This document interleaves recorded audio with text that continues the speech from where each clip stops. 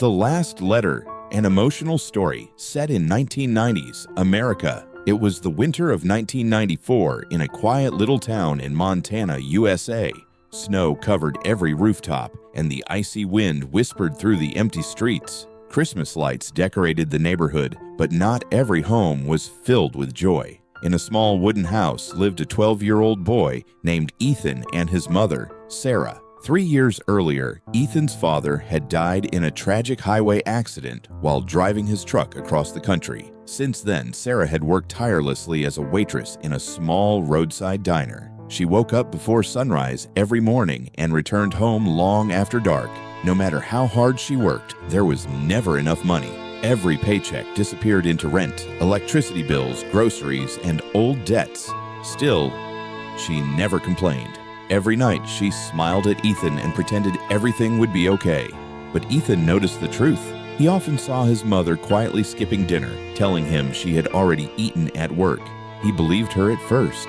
Then, one evening, he found her drinking nothing but a cup of hot water before going to bed. That was the moment he realized. His mother was sacrificing everything so he could eat. Christmas was only a few days away.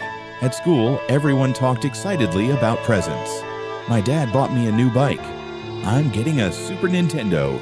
My parents said we're going to Disneyland. Ethan smiled politely, but inside he felt empty. He knew Christmas morning would probably bring nothing but another ordinary day. One cold evening, Sarah sat alone at the kitchen table. The lights were off except for one small lamp. Bills covered the table. She counted the money in her purse. $27. It wasn't enough, not even close. She quietly lowered her head and cried. She didn't know Ethan was watching from the hallway. That night, Ethan couldn't sleep. He kept thinking about everything his mother had done for him.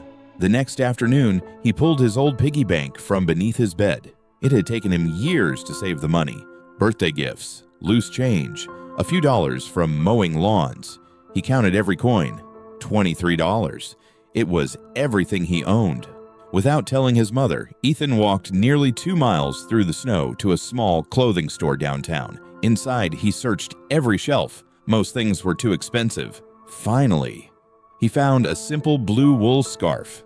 It wasn't fancy, it wasn't expensive, but it looked warm. The cashier smiled. Buying a Christmas gift? Ethan nodded. For my mom, the cashier asked. What about you?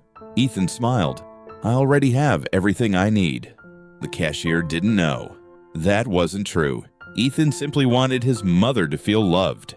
On Christmas Eve, after Sarah fell asleep, Ethan wrapped the scarf in old newspaper because they couldn't afford gift wrap. Then he wrote a short letter. It read, Dear Mom, I'm sorry I can't buy you something expensive, but I wanted you to have something warm because you're always cold. One day, I'll work hard. I'll buy you a beautiful house. You'll never have to worry about bills again. Thank you for giving me everything, even when you had nothing. I love you. Love, Ethan. He placed the gift beside her pillow. The next morning, Sarah opened her eyes. She noticed the small package.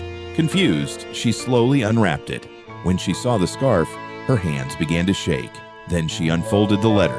By the time she reached the final sentence, tears streamed down her face. She hugged Ethan so tightly that neither of them spoke for several minutes. It wasn't because the scarf was beautiful. It wasn't because it cost money.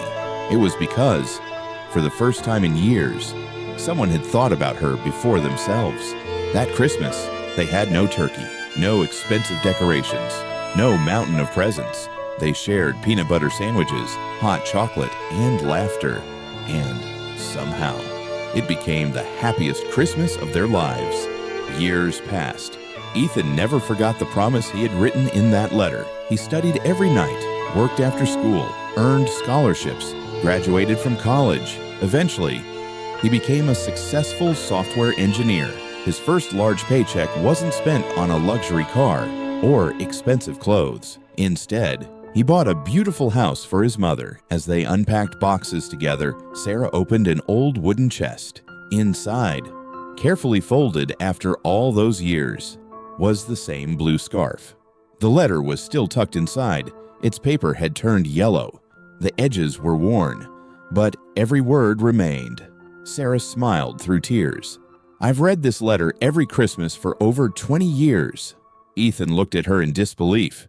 "You kept it?" She nodded. "This letter reminded me that even during the hardest days, I wasn't failing. It